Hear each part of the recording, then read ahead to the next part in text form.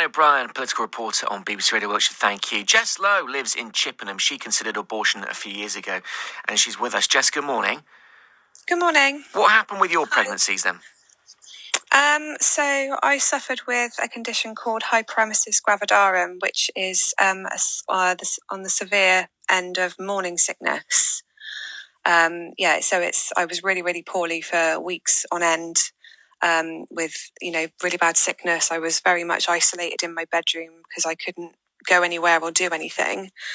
And I got to the point where I just couldn't cope anymore. And I did actually consider terminating my pregnancy because of it. And we must make that point that, morning sickness gets banded around, but in its extreme form, the actual condition with the proper name that you've mentioned there, it can be absolutely horrendous. So this wasn't a light decision, was it? No, absolutely not. No, I like I say, I'd been isolated in my bedroom for sort of 10 weeks in the dark. Like I couldn't even stand to hug my children or anything like that. And I just felt like I had no other option but to terminate at that point. I was very, very ill. How does it make you feel then to think that there are people out there that would have forced you to go through that if you didn't want to? It makes me really, really angry. Really angry because even though it's not a decision that was taken lightly, I mean, obviously I didn't go through with it in the end due to various other reasons, but it was a really, really hard thing to think about and to have that taken away from you and have your rights taken away from you, I think is absolutely disgusting. Danny Kruger, the MP for Devizes, Jess, has left many people seething. But there is always the argument that you don't have to agree with everybody in life, and everyone's got the right to stand up in the House of Parliament or in a coffee shop if they want to and say what they feel. How emotionally does it make you feel?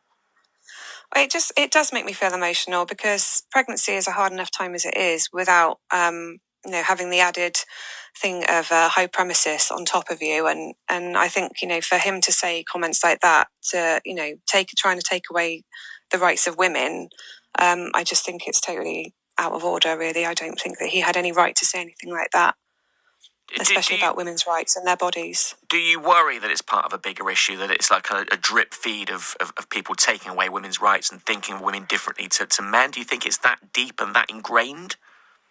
I think it can. Yeah, I think it can be. Yeah, I think with everything that's happening, the decision in America, I think it's a very scary time for women.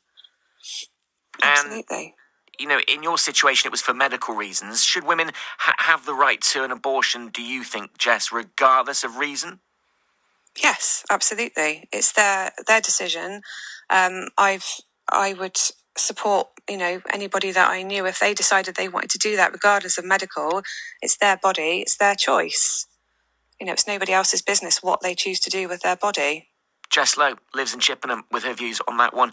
Don't be shy, come forward. You all get stuck into sensible debate on this show day after day. However you feel about it, don't worry. I won't judge you if you make your points respectfully and argue well. They will get a readout. People don't have to agree with it. But I've got to say, most of the reaction from Danny Kruger's comments and from other people who share that point of view, of course, have been met with a lot of shaking of heads and a lot of soul-searching, really, about people with that kind of take on it. But again, get in touch.